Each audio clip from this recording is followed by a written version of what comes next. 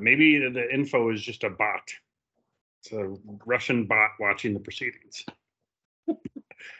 Welcome everyone to Sustainability Work Group for the Heights meeting number 6, I believe we're on.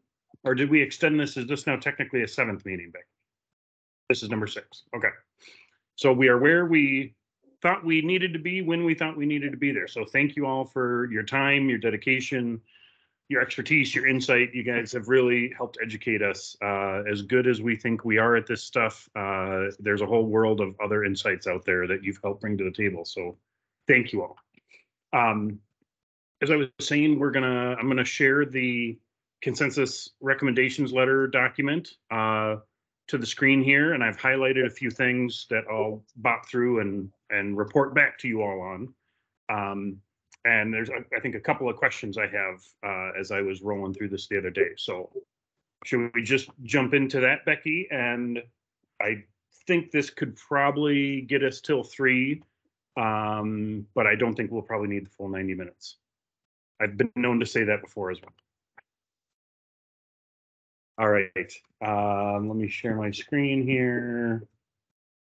I have been having some weird screen sharing things going on, but this looks like it's going to work. Oh, now I lost all of your faces. Can I move that over? No. Okay, is everybody seeing the screen? Yep. The shared screen, okay. Oh, now I got you all back over here. Okay. All right. The first section here was really a helpful affirmation from you all about what the port had already kind of put on the table. So we won't go through this point by point, but we started this project with our mission being to advance sustainable development with some pretty high goals, some pretty aggressive sustainability goals, and glad to see that many of those resonated with this group. I can rattle them off here quick. We still have a goal and a plan, and are trying to finance a carbon-free neighborhood. We are almost to the end of our pre-certification Q&A back and forth with the U.S. Green Building Council, and we are still targeting platinum pre-certification. That just shows them that we have a plan to do all this stuff. And over the course of the next 10 years, when we move from Lead for Communities plan and design into ultimately 10 years from now, Lead for Communities existing, which would be data measurements and performance metrics to verify as a fully built out community of 112 acres, 1,000 jobs, 1,000 housing units, et cetera, in year 10, let's say, year 8, maybe if we're lucky, Lead for Communities true certification for an existing community would be the verification metric that we've actually done all this stuff. We talk about the glacial pace of economic development, and that is going to be evident here, unfortunately. We are requiring buildings be certified to LEED at least at the silver level, not just certified level. Energy efficiency, PV, these are all big parts of this. Eliminating natural gas lines. We have said we're not going to build out full natural gas infrastructure throughout the site. I know there was public testimony at City Council about no new fossil fuel infrastructure.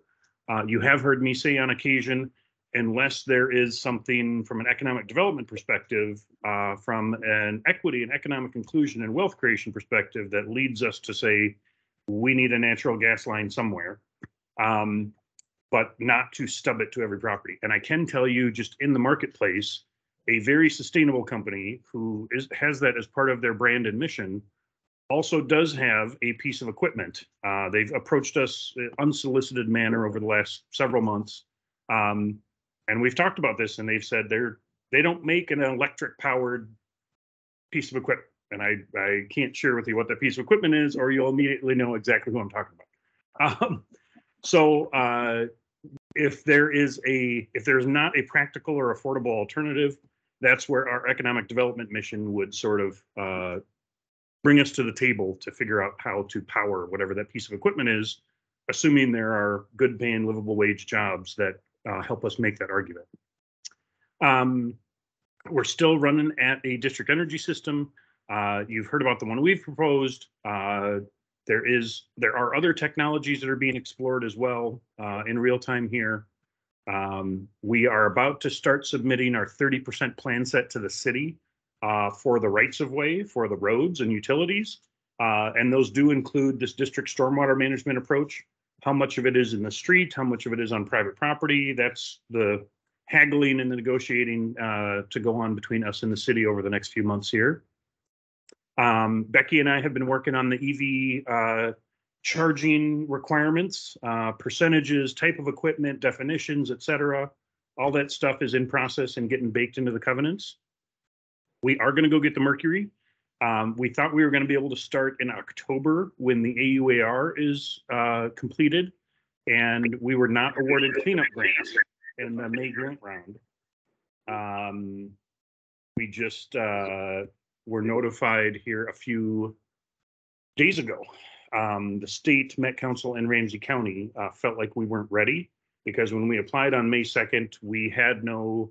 They want to see financing commitments from people who are going to build buildings. They want to see purchase agreements from people who are going to build buildings. We didn't even have an approved master plan. So we're going to have to go back in November and hopefully bid the cleanup in January, mobilize equipment in February, and then in the spring, we would have to really start running it at cleaning up contamination. But we do need those competitive grants to help do that. We did get a $500,000 cleanup grant from the EPA. And we do have EPA funds in-house. So we've got a good start, but we need the other units of government to help us out here. And we are about to start submitting stuff along the wetlands regulatory trail to get the wetlands cleaned up and mitigate any impacts we have there. So now these ones, starting with number 12, are really this august body's recommendations beyond what we had kind of already put on the table when we probably had meeting one. Reducing embodied carbon. We do have a line of sight on a demonstration project. Thank you, Mr. Metza. Do you want to share with the group our success with the U.S. Forest Service grant? I think they may or may not have all heard about it.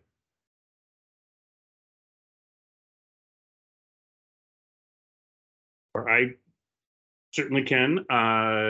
We partnered with the port, A1X Automation, John's company, and Sustainable Forestry Initiative partnered on a grant application to the U.S. Forest Service, and we were awarded a $249,000 grant to assist in building a mass timber facility out there. I don't know if it was a grant directly to you, John, or if it was through Sustainable Forestry Initiative. It's through Sustainable SFI. Okay.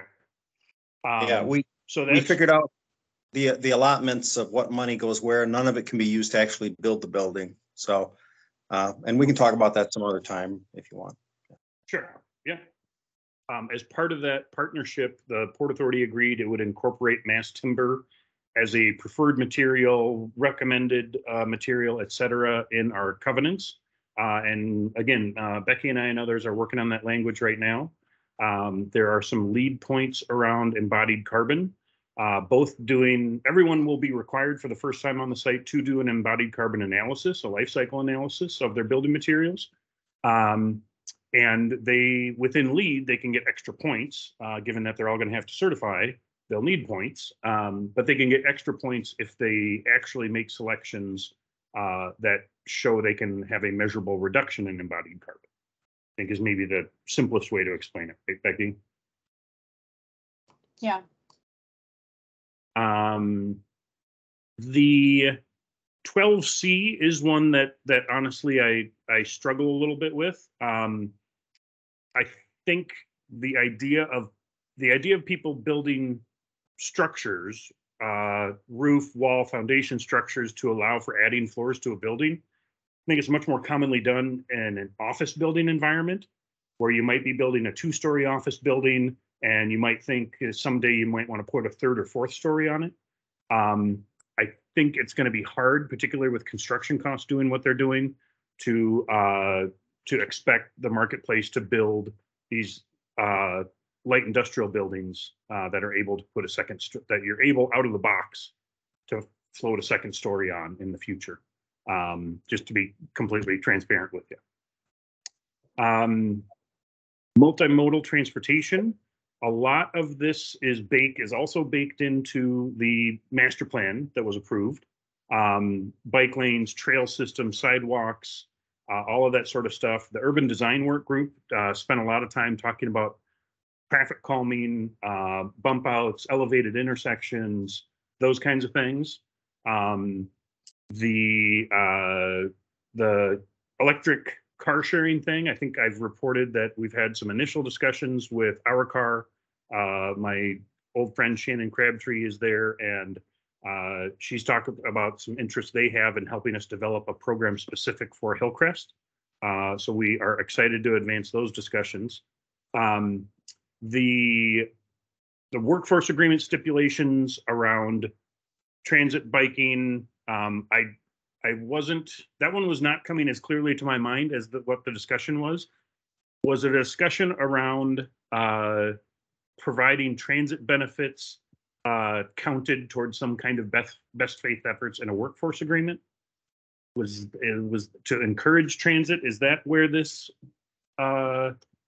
conversation came from? I don't recall directly offhand. 13B here.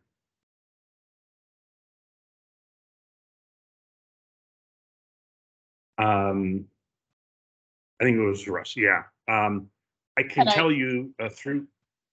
What's that, Becky?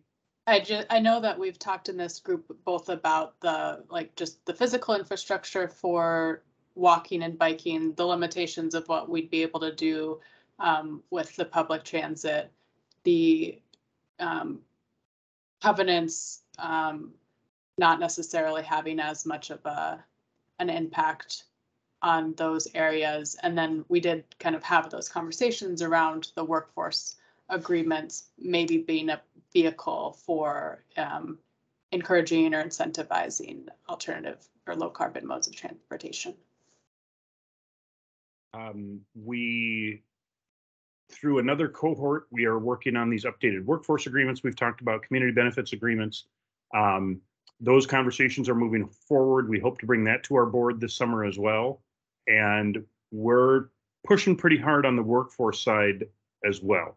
And of the 15 or 20 strategies that cohort created, ranked, reviewed, discussed, and ultimately, came up with a top 15 or whatever, our consultant, Lisa Tabor at Culture Brokers, has advised us pick 5 or 6 of them that are the big ones the big rocks you want to push up the hill that you can do, you can track, you can measure, and hopefully do them well. And focus on less than half a dozen of these strategies this other workforce cohort came up with.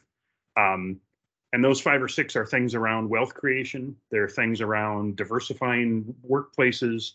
There are things around better healthcare benefits. There are things around their spend, and it is elsewhere in this plan. I'll note their local spend, if they can document they're spending their dollars with either local or BIPOC firms on the east side or in St. Paul, I should say.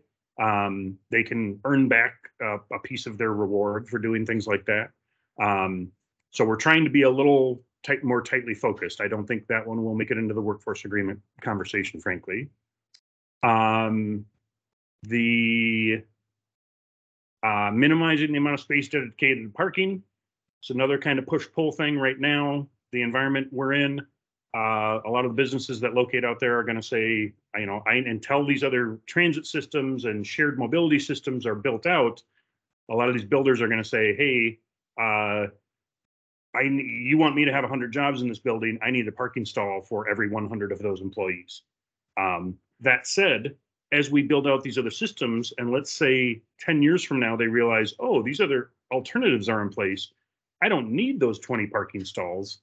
They could add on to their building, remove those parking stalls and build a building extension, which would likely from us be required to add jobs and add tax base. So there are ways to convert this parking to other uses.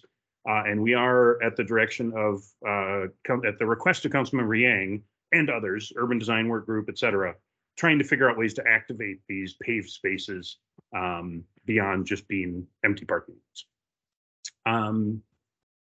I like the snow melt system idea in high foot roller traffic areas. I think in the hub area where we're supposed to be activating that area right next to the park, I think having some cool sidewalk technology there would be a great idea. We'll have to talk to the engineer. I've never built a snow melt system under a sidewalk before, but I have put a heated floor in a bathroom. So I think it's kind of the same concept. But maybe on steroids. John, thanks for your commentary about rapid charging for electric semi-trucks. I did just hear Elon complain about having to push back the start date for the manufacture of his mega truck. I think it's now up to mid-2023 before that manufacturing line will get up and running. But the idea of these electric fleets, we have our other project we're working on with United Properties over in Minneapolis. We have had conversations with Bill Dressler at Environmental Initiative about fleet conversions. And so he's ready and has resources. When we have a real company in hand, we can pair them up and see how we can start trying to convert some of these fleets to electric vehicles of different sorts, depending on where the technology is at that time. Encouraging healthy landscapes. This first one I think is, well, there's a couple about trees here. Becky's colleague Tiffany at LHB had reached out and found a company down in Texas that can bring up from Texas a custom made spade on the back of an oversized truck. They'd have to truck it up here, and they could pick up and relocate the largest trees out there.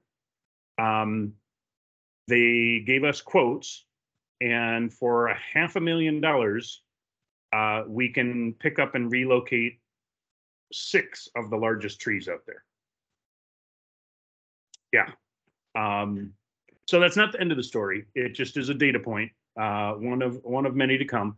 We are, as we've looked at preparing these infrastructure plans for the city, just by hitting the city's boulevard tree requirement, we will start to get within a few hundred trees of replacing as many trees as are on site today. That's before the development pads even have to start doing their own tree planting.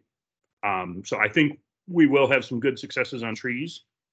Appreciate the idea about consulting with indigenous communities. We have, now that we've gotten this new EPA cleanup grant, I mentioned earlier, that triggers a Section 106 review, National Historic Preservation Act. It's not about the historic buildings or the history of the golf course, but there could be cultural and archaeological resources on site.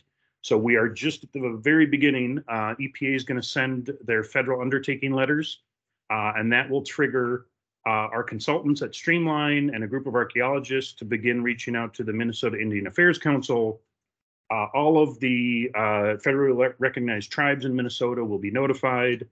Their tribal coordinators will be asked to consult with MnSHPO, the EPA, and the Port Authority on a variety of methods of determining if there are archaeological resources. So I think we've got a good path and a good process to help us with that engagement. And as well, the Open Spaces work group kicks off this fall in September, and we have committed to working with the Open Spaces work group to engage with indigenous communities and figure out ways we can honor the history, the pre-development history of this site through the Open Spaces network, the trail system, the wetlands programming, et cetera. So I think we've got some good wins ahead of us there as well. We talked about planting trees. Tiffany is all over me on the canopy thing. So I feel like we're in a good place there. Literally writing into the covenants as we speak, only 10% can be of this genus and 20% of that genus. And so we've got the landscape architects giving us the right language to talk to our buyers' landscape architects to make sure we don't have some bug show up 15 years from now and wipe out half the trees on the site because they're all the same species. So I think we'll be good on biodiversity and resilient tree cover.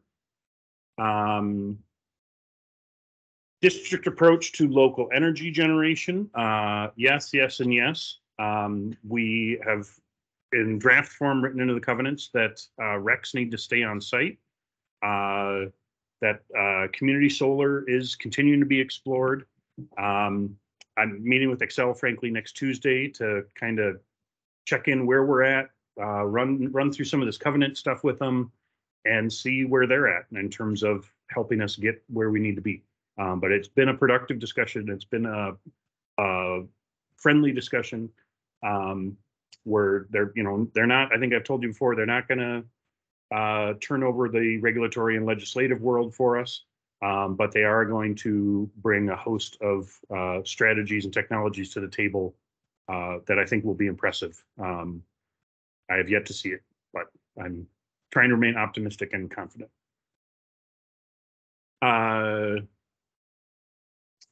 Water.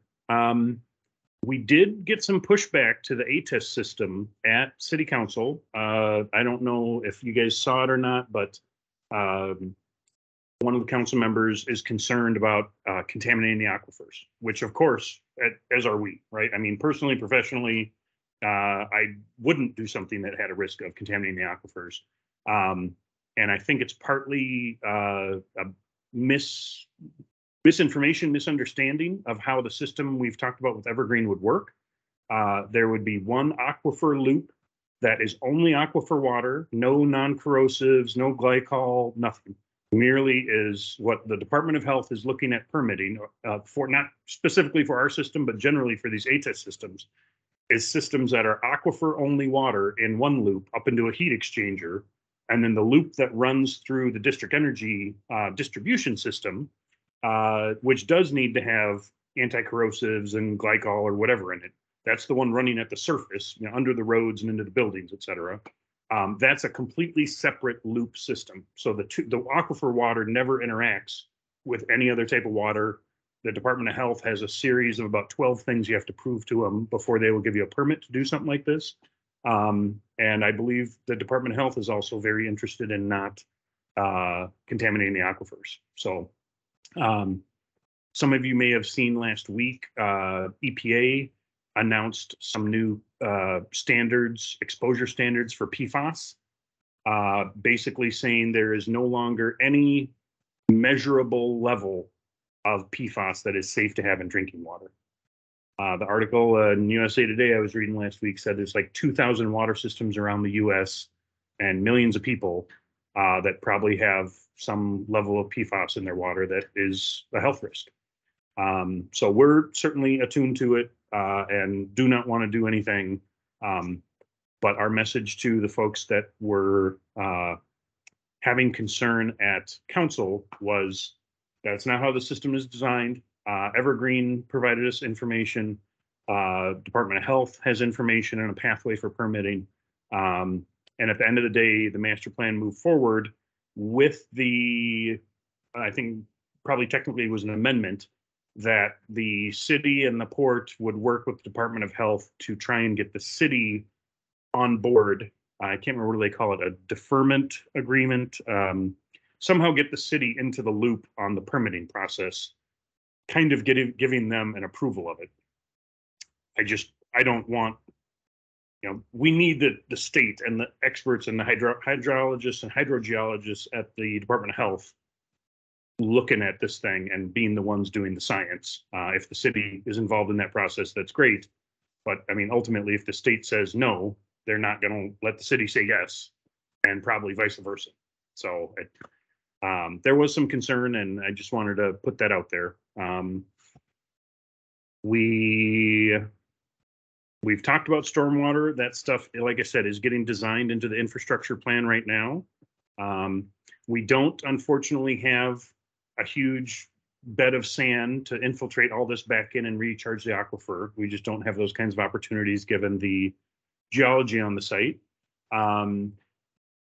But we do have a district system with best management practices sort of interwoven, some underground storage, some above ground treatment, and the wetlands will be part of this as well. Permeable pavements, we've tested them, we've tried them. The permeable paving blocks that we used for the first time in an industrial loading dock at the Midway building, 2016, they haven't busted up. They're still there. They're still doing their job. So I think we proved something. And we're happy with our design review process to lead our buyers down that path on permeable pavements. Resiliency, interesting, our conversation about a resilience hub, the housing work group, which has started meeting, they met last night, and through that conversation about affordable housing, somehow we wound up at Resilience Hub. So it really is interesting to see the work of these work groups really build on each other. It was talk about a community space. Well, what would it be for meetings, for this, for that? One of the women was involved in distributing food during the pandemic and providing, critical supplies to families in need. And could we do something like that? And I'm trying to connect the dots. Like, yeah, that sounds a lot like this resilience hub we've talked about in the sustainability work group. So it's really interesting to see these ideas build on each other. Oh, there's Rebecca.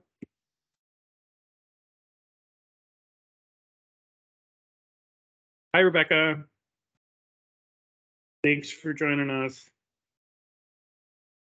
We are just going through the letter of consensus recommendations, and I'm reporting back on what great success or what great challenges we might have with any number of these. 17, resiliency measures.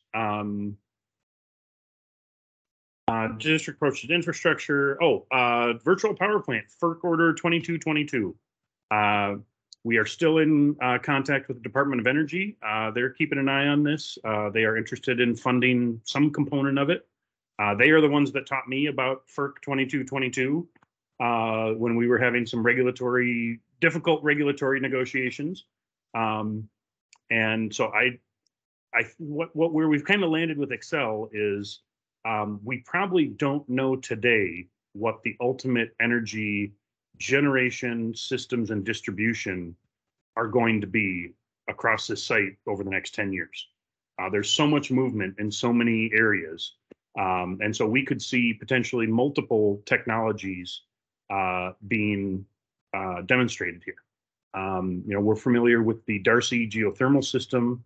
A guy at my church, my buddy Jimmy, invented that at the U of M. I think he's now left Darcy, actually. I heard the other day.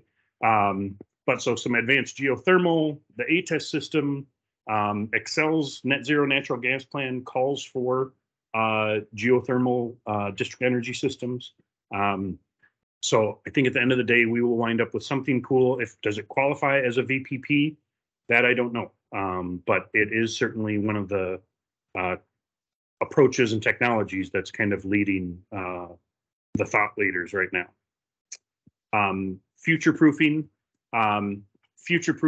This one is specifically about EV logistics. More broadly, I've been thinking and talking a lot about future-proofing with the real estate community as a way to not get stuck with brown discounts for ungreen buildings and stranded assets that they can't sell in 8 or 10 or 12 years to the capital markets because Task Force on Climate-Related Financial Disclosures and ESG targets and carbon regulations. And so future-proofing is really embedded in everything we're doing out here. John, I think it was you that was helping us think about that through the lens of EV logistics. So thank you. Pursue affordable and ultra-affordable housing options. Absolutely. We're in, like I said, housing work group meeting number 2 was last night. We've got a great group of 10 folks that are helping us through that conversation. We assumed we would have, kind of every bookend within the spectrum of people interested in housing show up. We wound up with, frankly, probably less proportion of NIMBYers than I anticipated. It's a group of folks that live in the area. They all live very near the area. One of them literally on the property line with the golf, a couple of them literally on the property line with the golf course. But all of them understand the need for affordable housing, it appears, and are helping us talk through some of these options. Last night, our special guests were Tara Beard, the new housing director at PED. She came out of Met Council doing housing policy, and Gretchen Nichols from LISC, Local Initiative Support Corporation. LISC funded me when I worked in the neighborhood a million years ago, and they do a lot of work funding putting together creative financing packages for affordable housing. So that definitely is happening. Green job industries, you know, we try not to narrow our funnel, because as soon as we say it must be this, something else shows up that we weren't anticipating, because we're government and we apparently aren't as good as we think we are.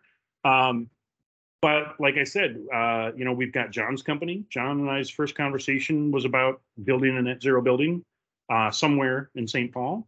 And there are at least two of these other unsolicited interested parties we've been talking to whose sustainability is, are they green manufacturers? Yes, actually one of them would definitely be considered a green manufacturer. So I think given the marketing, the branding, and the communication about the site, I think we are inherently going to attract companies that have a green motto, if you will. I think it's going to be baked into their DNA, because to do what we're asking people to do out here, I think it's going to have to be baked into their DNA. I was at a different real estate event the other day. Some of you guys may have run into a guy named Stephen Todd, the energy guy is his brand. Stephen Todd, the energy guy. He's been around for a while, doing energy efficiency consulting, and one of the early sort of energy efficiency finance folks. He's helped us promote PACE quite a bit.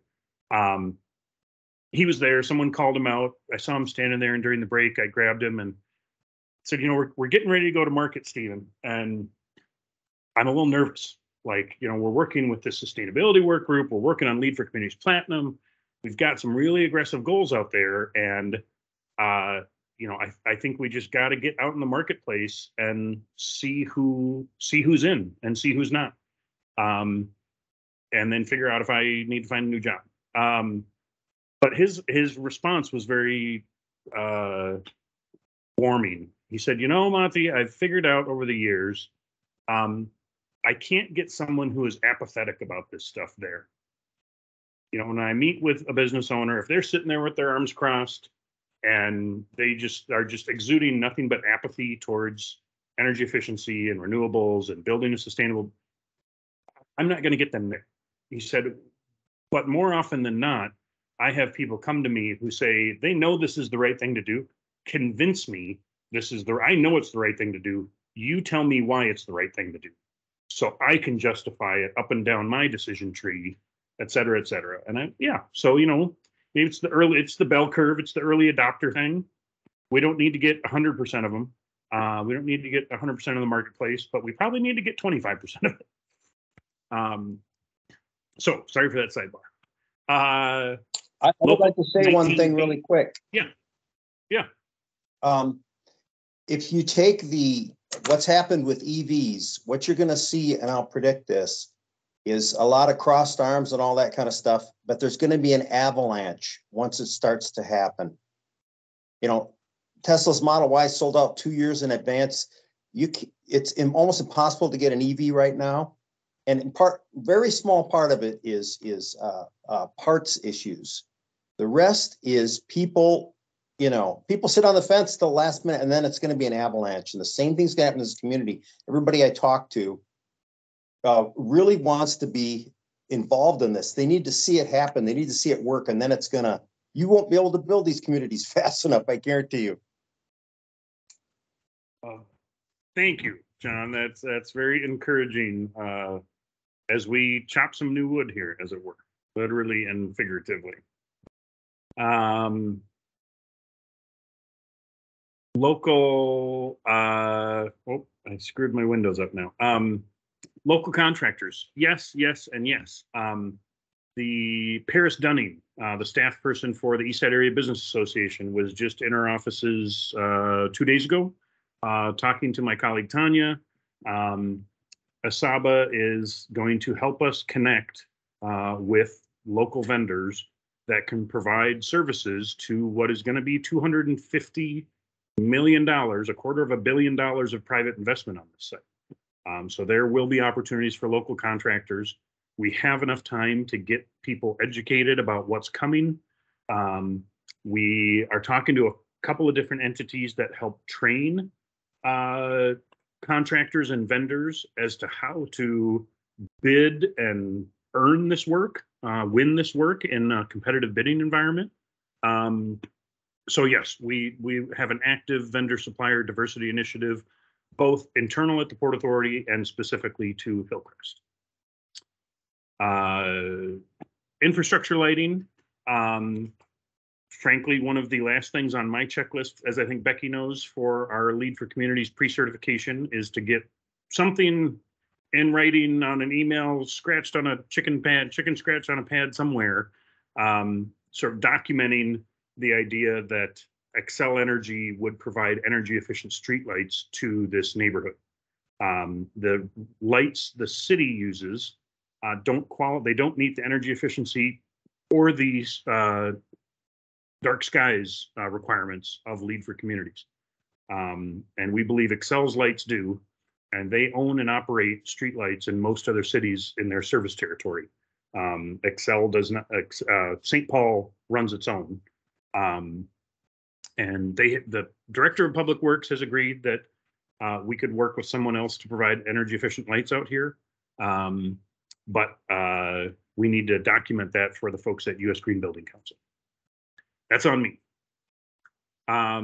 Emphasize the use of exposed wood. As I said, Becky and I were working on this just today. A couple hours ago, we were writing another little subsection of the covenants about mass timber. It does get into the embodied carbon analysis and help us down that path. So I'm excited, really excited to see something happen with mass timber out here. Daylighting in buildings, it's always one of the strategies that go into the energy efficiency bundles when we do whole building energy simulation for these buildings. Daylighting is one of the calculations that goes into that model. And making the heights repeatable and educational. We have talked with the Urban Design Group, now the Housing Group, you guys about programming of these spaces, making them attractive to invite and welcome in businesses, residents, employers, employees, guests, etc. And I think that open spaces work group will be where we'll figure out the interpretive, the SHPO actually, it's interesting. We have had engagement around Indigenous land recognition, acknowledgement statements, and programming and interpretation across the site. That also is where that open spaces work group will focus on. SHPO came back in an early letter saying, while it doesn't make the site eligible as a historic district, they do believe that the history of the site for 100 years for the Jewish community is also something that needs to be acknowledged and explored as we go through our consultation with SHPO. State Historic Preservation Office, sorry.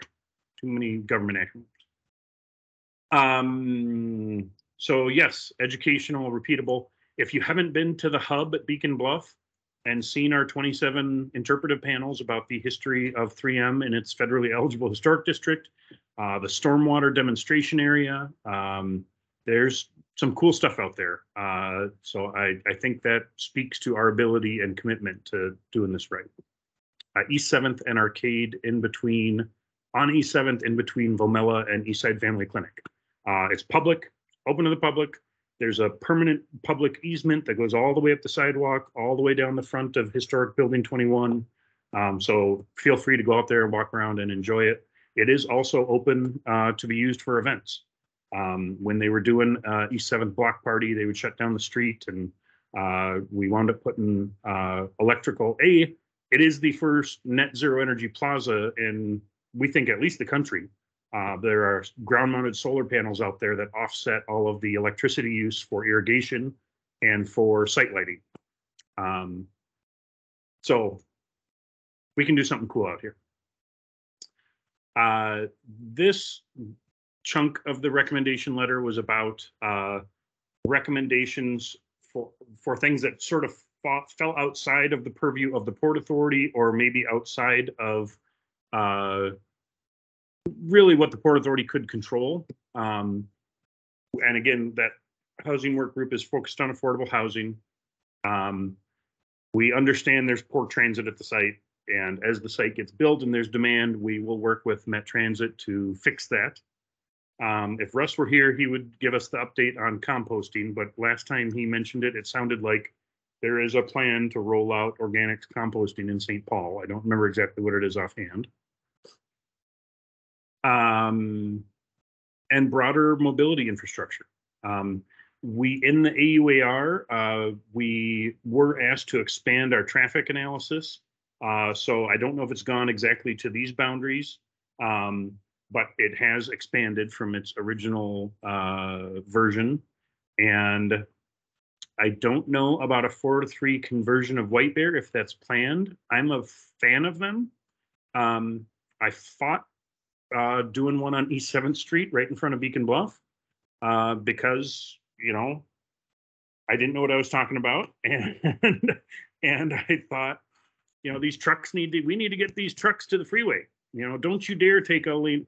Well, the traffic engineers eventually convinced me 3 lanes with a dedicated middle turn lane, you actually get better throughput because you don't have people stacked up in the left lane.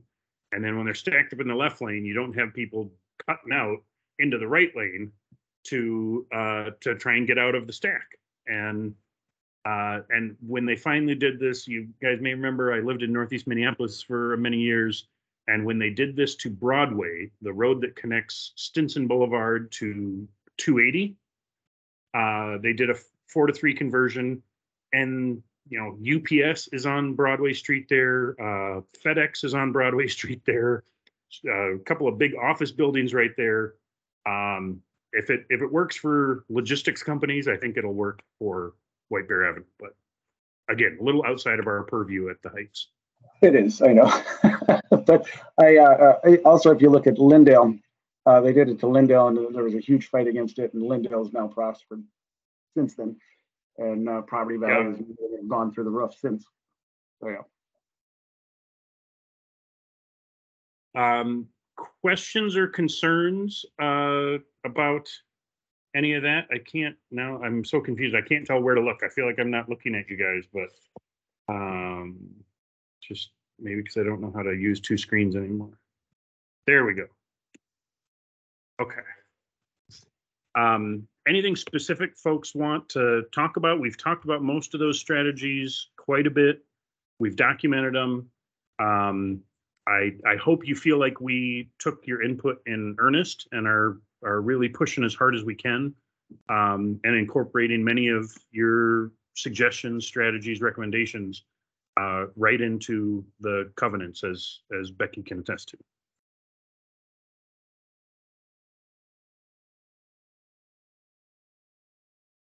Yeah, I think it's a fantastic document. Every document's about compromise, but this has got a lot of leading edge stuff in it. I think it's, like I said before, I think it's gonna be an incredible community, an example to everybody in the country on what can be done, especially at 45 degrees north latitude in one of the coldest states. Oh my God. And I do have one question about the removal of the soil. That one really scared me, being delayed, of course. But is there any way that can be done over the summer so we end up at the same building point, or is that just a no way? Starting in that's what we're gunning for. The starting demolition and remediation was going to be August initially, then became October due to the AUAR approval. We can't get a permit until the AUAR is approved. So says the Environmental Quality Board. I get it. but really getting demolition and grading started, it's not the critical path. It's the mass grading that's the critical path. And that wouldn't have started until the spring anyway. And so we think we're making up time that otherwise could have been lost by bidding in January, mobilizing equipment in February, so we don't lose a month in the spring when road restrictions for heavy equipment kick in. So as soon as the ground is thawed, we'll be able to go. And our goal, John, is still to deliver sites to the marketplace by fall of 23. And we're going to start marketing to the broader commercial real estate marketplace in the next couple of weeks here. So we've got to hit those targets. And what does that marketing program look like? Well, initially, we kick off with what in the real estate world we'd call like a site announcement or a broker announcement or a site introduction, but a 2-page, what we'd call a 1-pager, a 2-sided PDF that is, some of the high-level requirements, so we don't waste a lot of time talking to people who are apathetic about all this stuff. Some of the workforce requirements, some of the housing priorities, a lot of the sustainability priorities, some of the attributes of the site, the master plan will be on there, and really it's the call us. It's really just the initial introduction across the entire commercial real estate marketplace to say, call us. Very typical, very low, low intentionality. Let's put it that way. And so we have met recently here with MIDA, the Minority Economic Development Association. Actually, Andrea, one of our execs at the port, she's on their board. She introduced us to some of their staff who work on their loan programs and their vendor supplier diversity programs. They work primarily with companies who, on the financing side, need to build, minority-owned firms who need to build $5 million to $15 million projects, which is kind of what we need here. And they have a pipeline of folks that we've never really historically connected with, that they can bring to the table as pipeline projects to help us diversify who winds up owning land here. So MIDA is going to be a great partner in this. We will do intentional outreach to the minority chambers of commerce, and really start reaching out into communities.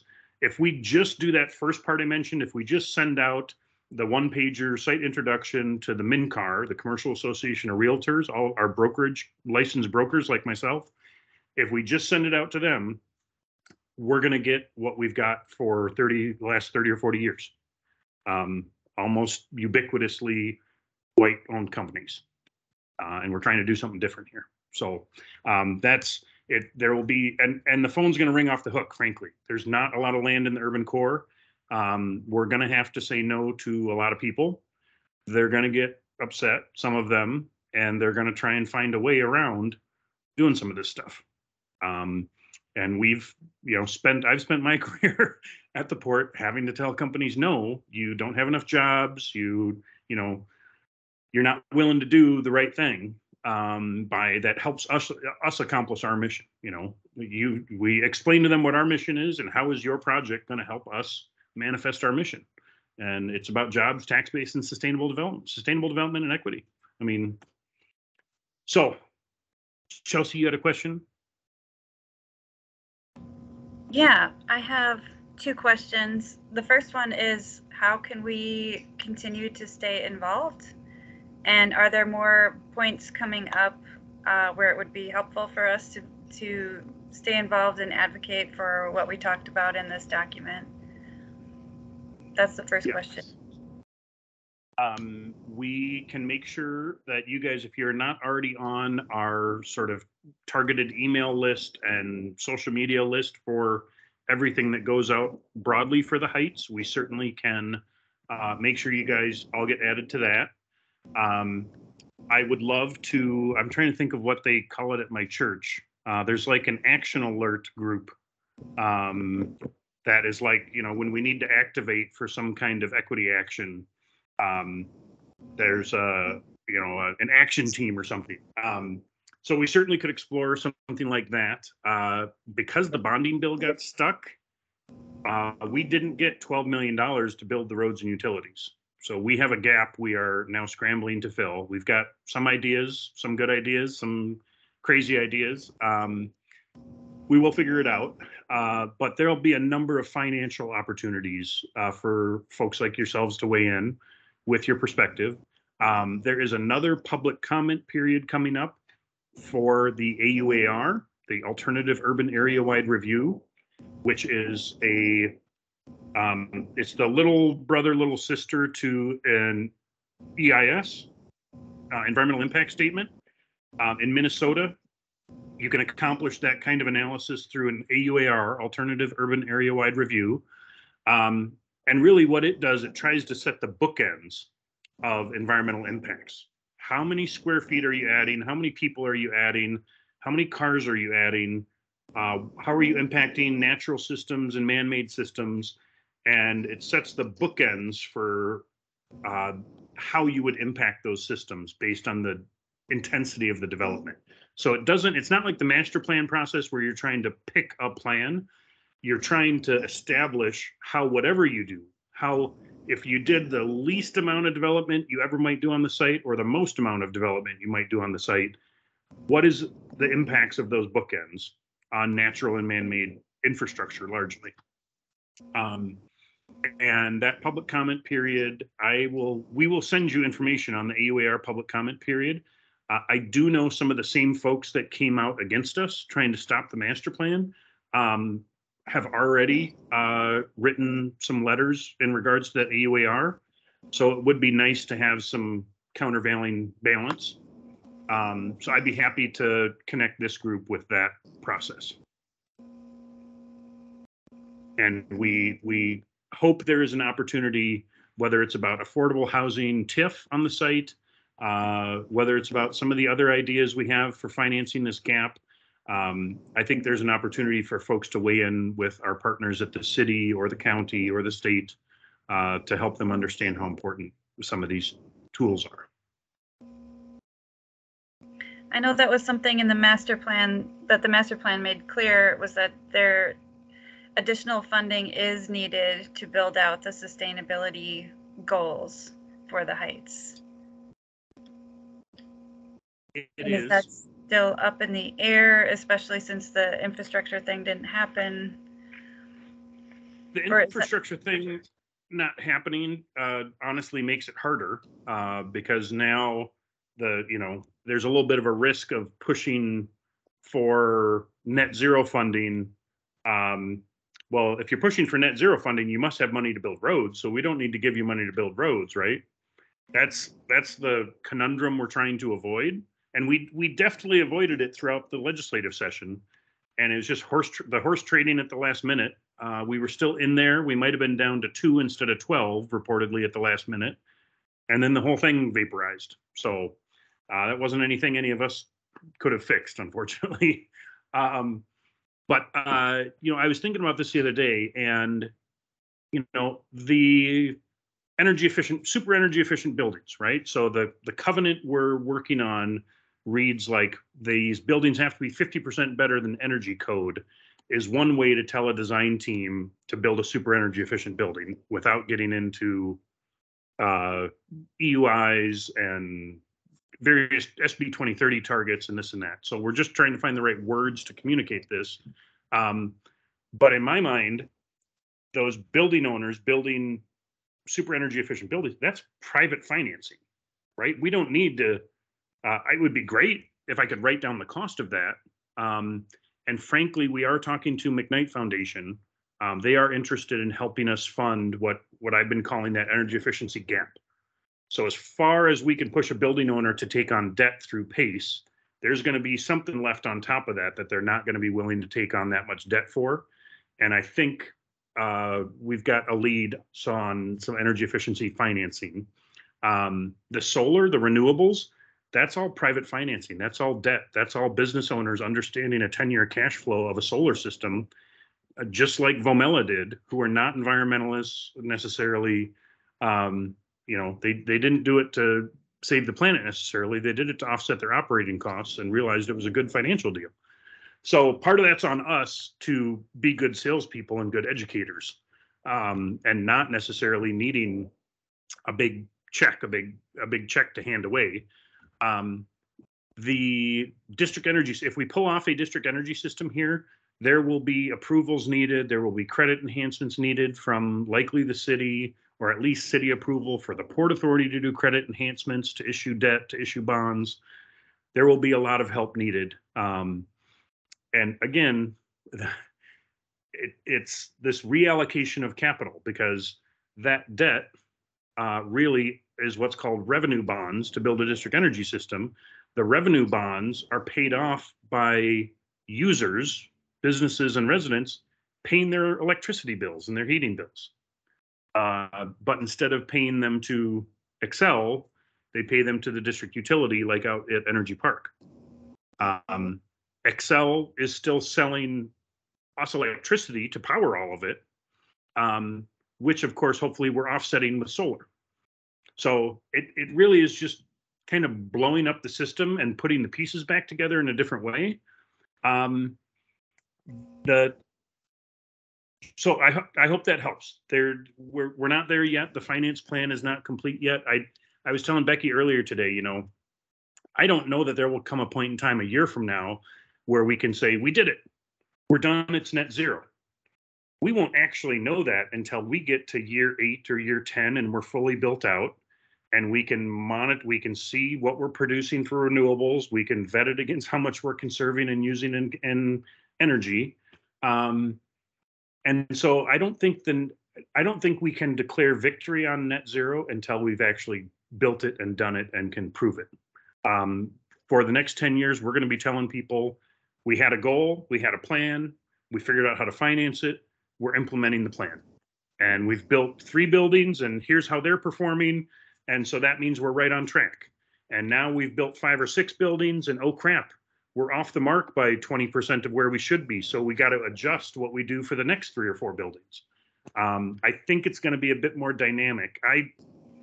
I have had stuck in my head that we were going to figure this all out on day 1, write this plan, throw a bunch of money at it, and like we were going to be done, right? Like, cool. It's going to just happen. It's going to take some intentional massaging for the next decade. I can see though how some of the infrastructure, the energy infrastructure up front, will make a big difference for the build out for the next 8 to 10 years, like the district energy system.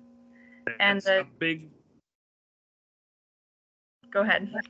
I was just gonna say that's a big one. That's a big decision to make or not make. Right. Yeah, but it sounds like that's not really a question. Like there's going to be some sort of district heating and cooling in place. We would love for there to be. We are designing the right of way so there's space in the right of way for the pipes. Whether or not we can put the pipes in the ground today, that is a question. I do know in a previous business center, 25 years ago, we laid conduit, we laid raceways to put in fiber optic when fiber optic was just being laid into these kinds of industrial centers. So that way the infrastructure was already there, you know, kind of the EV ready idea. Have we put the stuff in the ground when it needed to go in the ground? And, you know, we've really got until what I was telling the McKnight folks who are also interested in maybe helping finance. So possible grant money to help offset the cost of these super energy efficient buildings, and potential loans or debt to help finance a district energy system. And what we were talking about the other day was the fact we really need to have that nailed down by early next summer, because that stuff would have to go out to bid to be started constructing late next year. And so, you know, we got to know how we're going to, if we're going to build it, we got to have the financing in place before we bid the contract. So we've got a little bit of time, but it's ticking. Is there any possibility of doing a some sort of bonding for the geothermal portion of the district? Yes, that's how we've done. That's how we did Energy Park. We issued revenue bonds, meaning that they are bonds that are offset by the revenue of the project. The only issue is when you do that and there's no revenue, there's no one paying utility bills for 2 or 3 or 4 years because the thing isn't built yet. And then you spend the money and build it, and then the buildings have to get built and people have to start paying energy bills. So there's this initial startup period of 2 to 4 years that is kind of risky. And you have to have credit enhancement guarantees. You know, Department of Energy, one of the tools Department of Energy brings to the table is a 75% loan guarantee, which would help get everyone involved more comfortable with that risk on the front end. So we still need to refine the approach. Our proposal, we still need to refine that working with Evergreen. Do you have to build out all of it at once? Or can't we build out a pod here, connect to next pod, connect to that was the attractiveness of the system, is you could build it out in a modular fashion. And all we've talked about thus far, because we were trying to get all the money to do it all at once, was asking and looking and talking about doing it all at once. And now we're starting to have to break it down into some smaller phases. And one other thing, if XL does the lighting, because current infrastructure now is public domain, if XL does the lighting, I would assume they would own that infrastructure then. Yes, yeah, they would own the lights. They like owning hard assets as a regulated utility. Yes, yes, they do.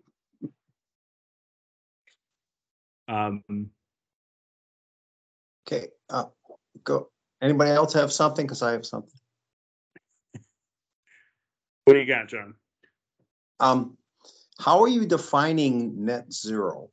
And the reason I ask is it for the complete property, everything on the property, or just for the buildings, or what? Because if some light industrial person comes in and puts in a couple of huge ovens,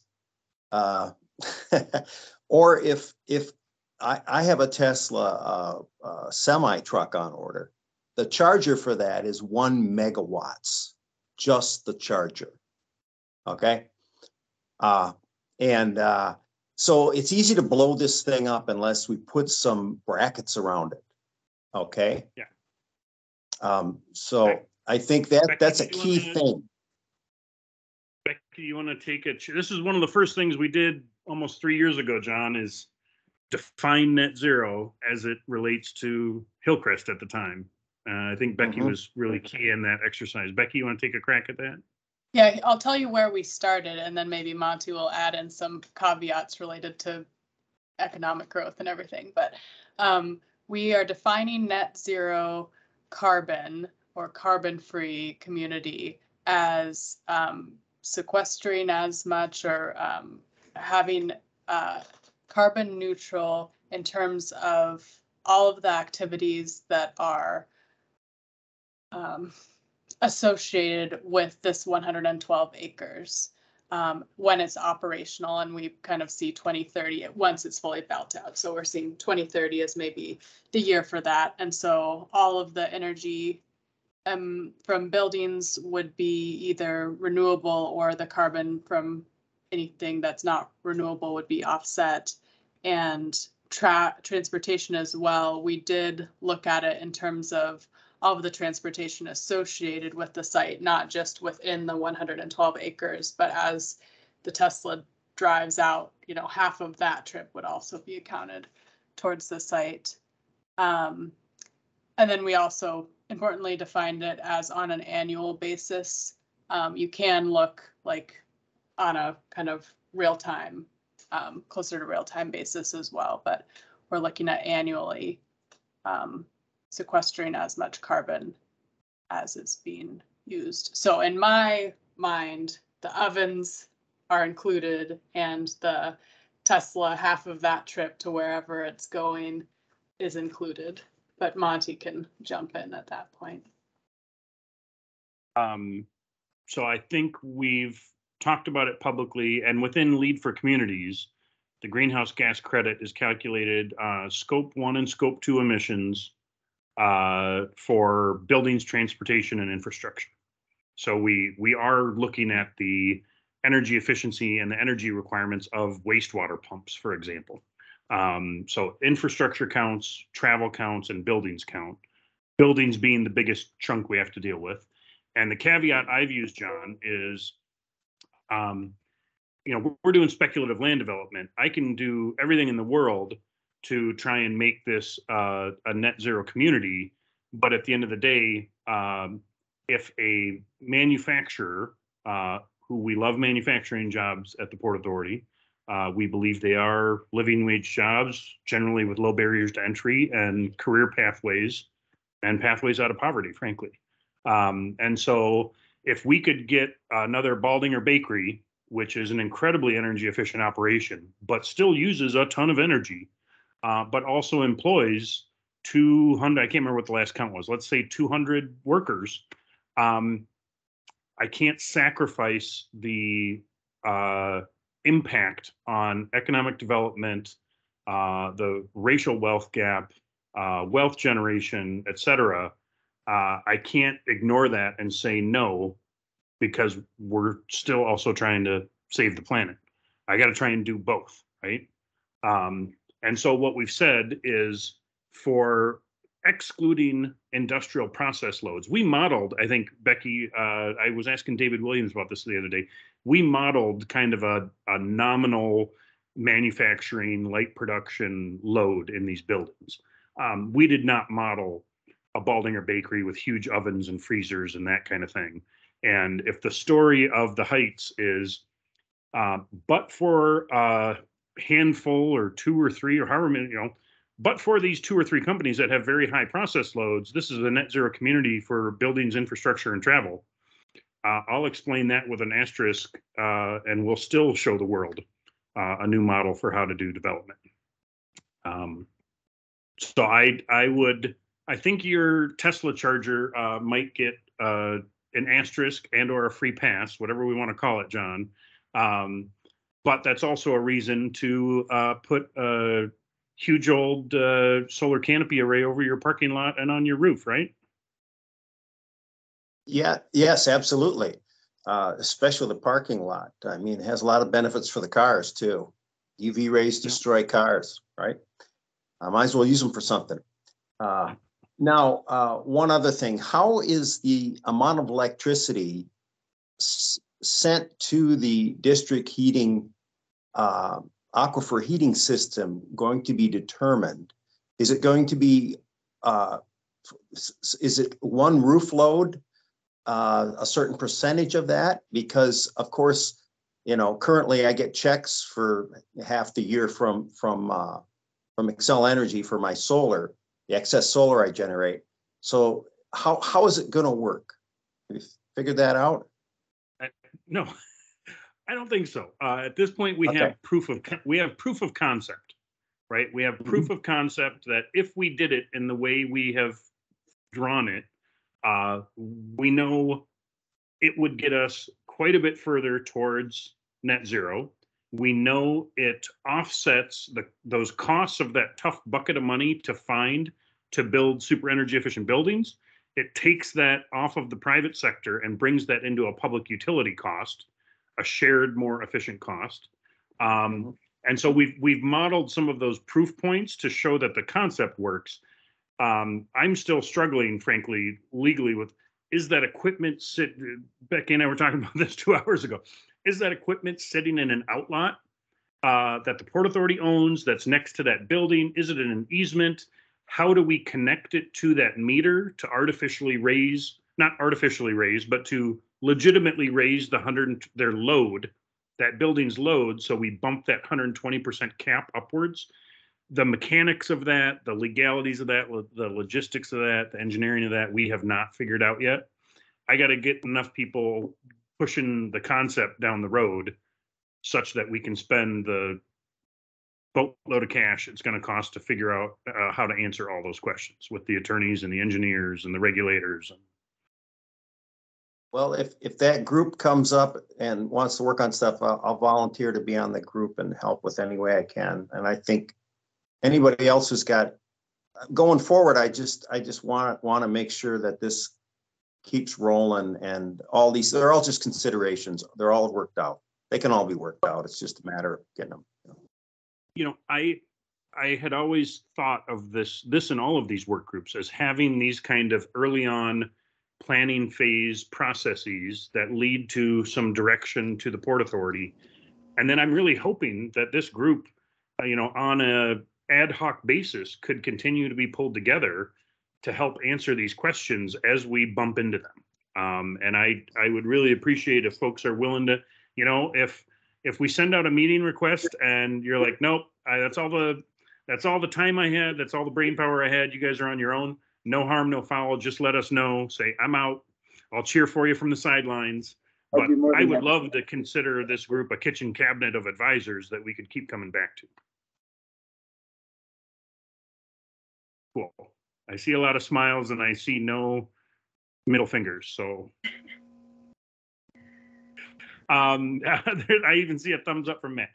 Matt, Mike, anything you guys want to add? I know we're about at time here, and I just want to make sure everybody's had a chance to tell us what they're thinking, or if you think we done good here these last 6 meetings and got where we thought we should be.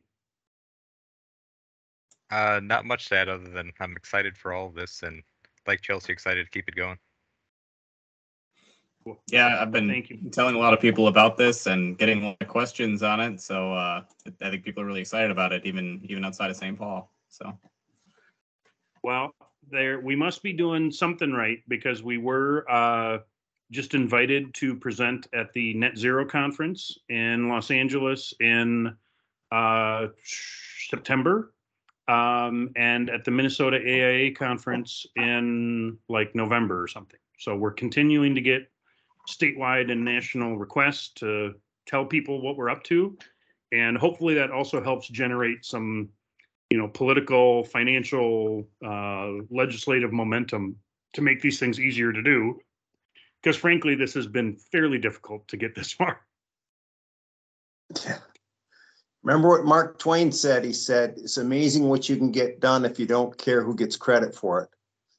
I think you mentioned that before, John. Thank you for that. Yeah. May have to put this whole idea in some key politicians announce it while he's in the audience, you know, surprising even him that he created the whole thing.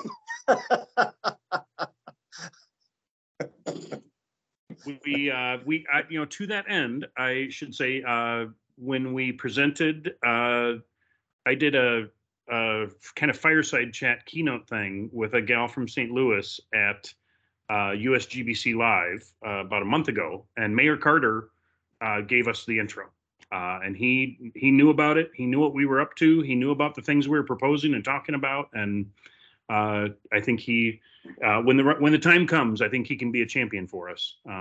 It's going to take more than one, you know, men, women from every corner of our community to help make this happen. So I was actually appreciate all your guys. Mayor Carter a couple days ago about this.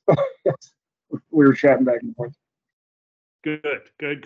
Well, it's good that it's on those folks' radar screen, because then when the staff and the hired guns show up, you know, our opinions tend to have much less sway than voting constituents' opinions, frankly. Well, thank you guys.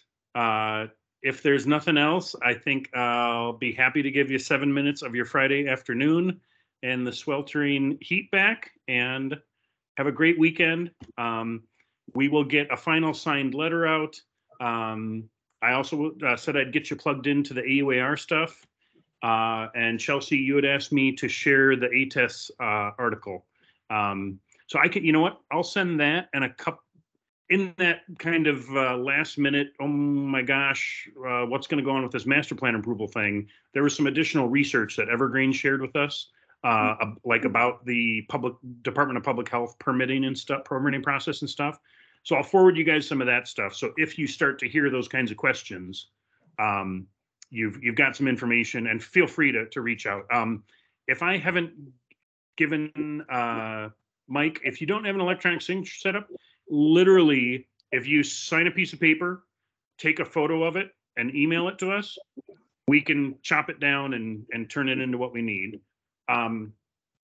Oh, I was going to say, I don't know if I have, but I'm happy to give you guys my cell phone number. That's always the best way to get a hold of me. And if you text me, if you need something, text me to my cell phone number. I will get back to you. If you leave me a voicemail on my work line at the office, I don't know if I even know how to check that thing anymore.